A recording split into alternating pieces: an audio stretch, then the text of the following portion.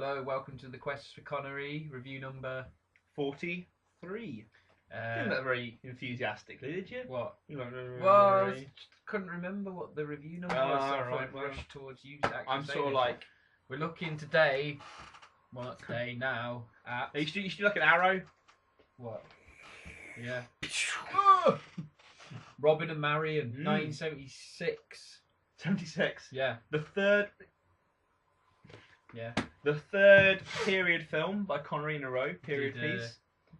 Win Win line. Man would be king. Robin and Marian. And then after he'd do Bridge Too Far and First Script Train yeah, Robbery. and he'd also done before Murder on the Orient Express. Yeah, which I mean, and actually, he's doing really well in these films. Yeah. Actually, there's loads of cool stuff about this film. What do we give it first of all? 7.5. Go and check. I'm gonna improv while you go and check.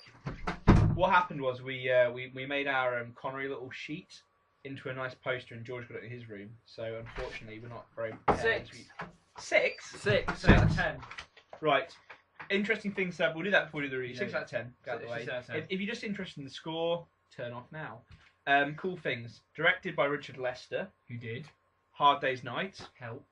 Three Musketeers, Four Musketeers. Superman 2 and 3. And unfortunately, Cuba. Yep, another Connery film. So that's quite interesting. Also, it marked the return of Audrey Hepburn to acting. She, I think, in some point in the '60s, she gave acting to hang out with kids, and this is '76. Yeah. And she came back, which is quite exciting. Also, Connery playing the sheriff of Nottingham is Robert Shaw, who plays Red Grant in From Russia with Love, which is quite cool. Yeah. So that they're sort of like against each other again. Together. They have a little fight at the end, don't they, as well? And actually, out of the Merry Men who are in it, Nicole Williamson is quite a respected Shakespeare actor, I think. Yeah. Denholm Elliott, who plays Brody in the Indiana Jones films, and as Will Scarlet, and Freitag's played by Ronnie Barker, who obviously, if you're English, you know. Forgot about that. He's not really Ian like. Holm plays. Oh yeah, Ian Holm plays Prince John. Prince John. King John actually. King John. Yeah. And oh, of course, how can we forget Richard Harris? Yeah. Who's also in Molly Maguire's With Connery. Plays a very good Richard I, and also a very accurate Richard I. For once. Because he's angry and rubbish. He's a bad king. Bad really. king. Bad king. Bad king. But yeah, so the film itself, 6 out of 10. It's not bad. No, it's well acted. Well, like Connery's, and it's an interesting spin on the legend. It's Connery comes, yeah. Sorry, Robin Hood comes back from the Crusades, and things have changed. Sheriff Nottingham. You know, before you go anywhere, it's a bit like Hook. Yeah, definitely, definitely. You know when Peter Pan comes back and everything's changed and everything's gone to work to shit. Yeah. Well, so the reviews don't quite put it like that, but and Marian joined the nunnery. She's head abbess. Abbess? That's head nun. Yeah, abbess. Nun. Abbess of the abbey. Say head nun. Okay, head nun. Yeah. Like the one in Sound of Music who sings Yeah. about what to do with Maria. That's what Audrey Hepburn's doing. Maria. Anyway. But the problem is there's some the acting's fine. Yep. Some of the acting, but I'd probably criticise the directing, if anything, for the slow It pace feels to it. like slow pace. Yeah, just like oh. Yeah, and then it built, and then there's a good fight sort of between Robin and the sheriff. But it feels like a TV movie. Yeah, Maybe it felt really cheap, didn't it? Yeah. Very cheaply made. Maybe it just wasn't. I think the studio at the time wasn't doing very well, to be honest.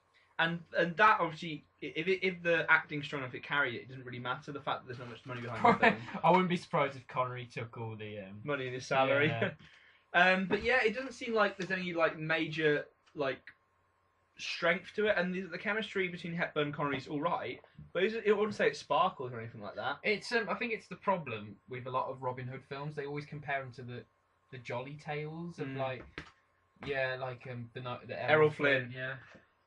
Which is really good, you know. I think that's what people want sometimes. Yeah, and this one just sort of he tried to be a bit like down to earth, sort realistic. of like it's sort of realistic portrayal. It's a Robin Hood looking at the fact that he's not immortal, he's not young anymore. Which, like I say, an interesting idea. It just didn't really come off, perhaps, with as much aplomb. I know it's quite like cynical, but this kind of Robin Hood just doesn't appeal to audiences. Maybe that's it. Yeah. Like the new Robin Hood with Russell Crowe. Yeah.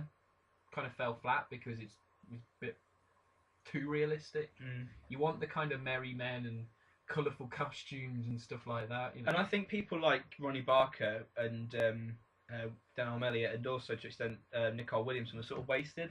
They didn't Yeah. find their relationship was sort of, it was just sort of like. Well, maybe they couldn't. I mean, obviously it is called Robin and Marian. Yeah, but and I guess they're all old as well now, isn't it? And it's about basically the relationship mainly Mortality of the men. between Connery and Hepburn, isn't it? Between Yeah. Robin and Marian Marian. and their relationship and their love. I would have liked more of Robert Shaw. Yeah. He's a very, very good actor. I mean, there's films like The Sting he's done, the original Taking of Was this Pelham just 1, 2, 3. before Jaws?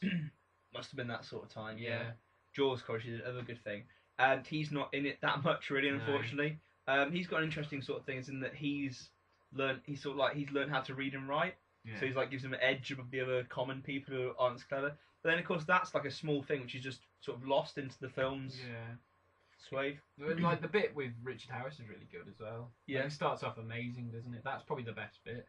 That feels like there's a lot behind They it. let Richard Harris just let loose, which Yeah. he does very well as a over the top angry kid. Like in Unforgiven as well. Yeah, He just yeah. shows up in little cameos and he can do it so well. Makes the film shine. He's a brilliant actor, actually. Like Molly Maguire's as well, that Yeah. we watched with him in Connery. Which He we was- already he- reviewed. He was brilliant in that. So, to sum up, 6 out of 10. It's worth a watch, especially if you're interested in Robin Hood and those sort of stories. the- as an interesting The spin. direction and the money behind Writing, it and maybe yeah. the writing.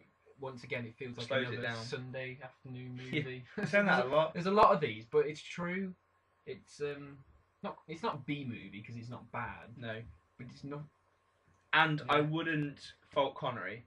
And also, just one more thing, the ending just kind of let it down a little bit. Yeah, I thought the yeah, ending doesn't. It was feel- kind of nice. It was a true ending to the tales, Mm. but yeah, it was a bit like abrupt, wasn't it? Yeah, so maybe worth a watch. 6 out of 10. Mm.